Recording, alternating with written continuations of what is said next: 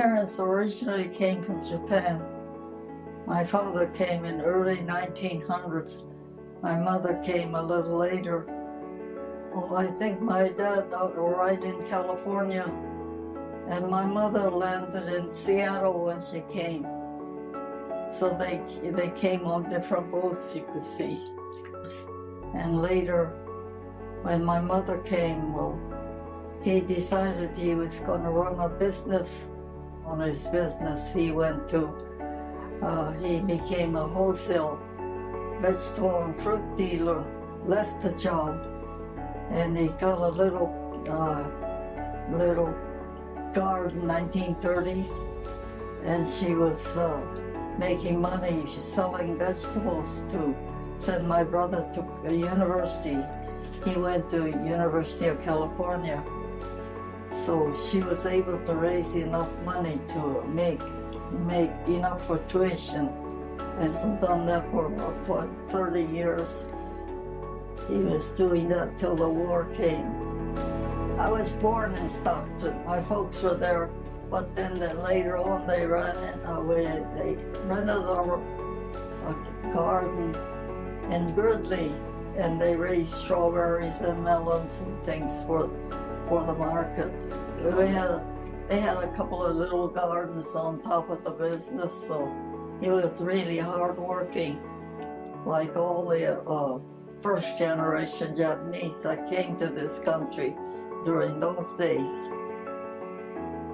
So it was a variety of work that many of them did. And then a lot of times they learned the new trades, and they got fairly good at it. So I think there were influx of male workers, but the female women didn't come with them. In most cases, later on, they had them come by themselves. Well, I have brothers, and I have one sister, and I have 5 brothers. No, I was real small when I moved to Gridley. And I was in Gridley till about 2nd or 3rd grade, so the life itself was not that easy for most of us, but we did the best we can. And I think we all grew up proud of ourselves. My folks were married in Japan. Oh, they were? Yeah, I have 2 brothers in Japan that I don't even know. She left him there. Really? Yes, and then they went to school there, and I had a brother that became a surgeon when he grew up, so he had a pretty successful life. But the sad part is, when the war started in Japan, they drafted all the eligible male into the service. Japan drafted all of them. And my brother got drafted, and he got sent overseas to do the doctoring of the wounded soldiers.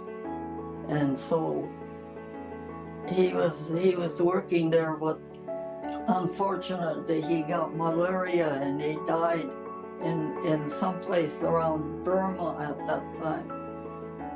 Because a lot of times the children got separated.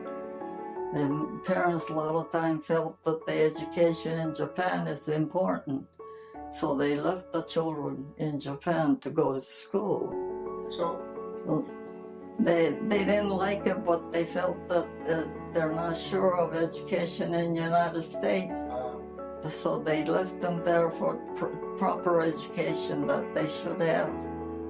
Their education was very important in those days, and some money, tuition to the parents to raise the children, to keep an eye on them and make them grow up like a decent person. And that was the opinion of the parents that felt that the grandparents could do a better job of raising the children. I said, Dad, you better come home and be ready, because they're going to take you to a camp, wherever it is. They didn't know. We didn't know where he went. he went to, I think he went to Montana or someplace. Finally came home, and we were in Colorado at that time. And I was really surprised because my dad had a black hair when he left. When he came back, his hair was all white, and it kind of struck me. So when they felt that they were no longer dangerous, they let them come back to their own families. So they released him, and then a few months later, they had a job in Fort Wayne, Indiana. He said yes. So he got a release from the camp, from the War Relocation Center, the Colorado Relocation Center. I came with him to Fort Wayne, Indiana. Well, I got my civil service rating already. So I came to Chicago, and I went to work for the War Relocation Authority in Chicago. You might be thinking of the time when we had a little riot in the camp. They asked these draft age fellows to see if they would like to be drafted to the Army. So there were some resentful group that said that I'm not going to volunteer for the Army because my rights, citizenship rights, were taken away from me. So, and then you're asking me to serve in the Army, so I don't want to go. So they decided they'll weed out those that are disloyal and put them in one camp. And so they gathered up these people, and they rounded them up, and they sent them to Tule Lake Relocation Center where we were. So they told the rest of us we had to get out of there because the replacements are coming. So then I got moved to Colorado at that time. That's how I ended up going to Colorado. So you could see that we had a lot of Japanese Nisei boys fighting for the 442 and 100 Battalion. There, a lot of them are from the camps.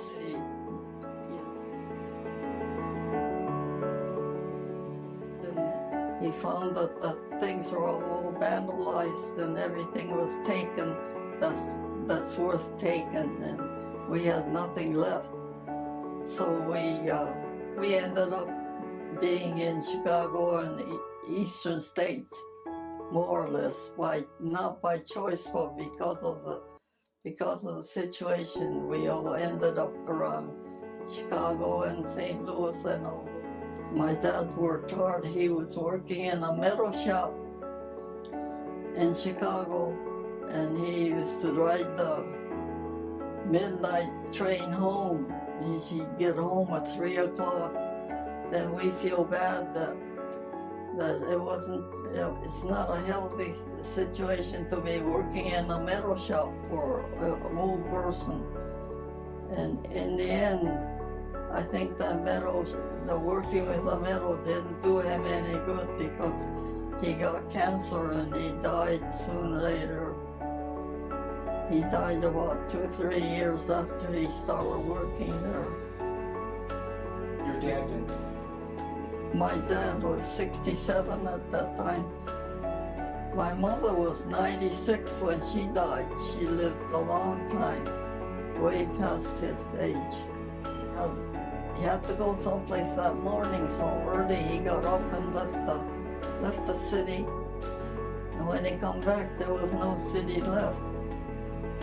But it tells you what happened, and it's kind of sad the way he talks, because he was right there when the bomb came down. He was only a few miles away. Okay. He's from the United States. He was going to school in Japan, I think. So that's why he happened to be there. So I don't know how he felt. It's kind of hard to tell how anybody feels. I guess that's what I saw in my parents. Maybe they had a hostility, but they never said anything. They never mentioned anything hostile about Japan or United States or about the war. And I think they call it shikata ga nai. There's nothing you could do about it.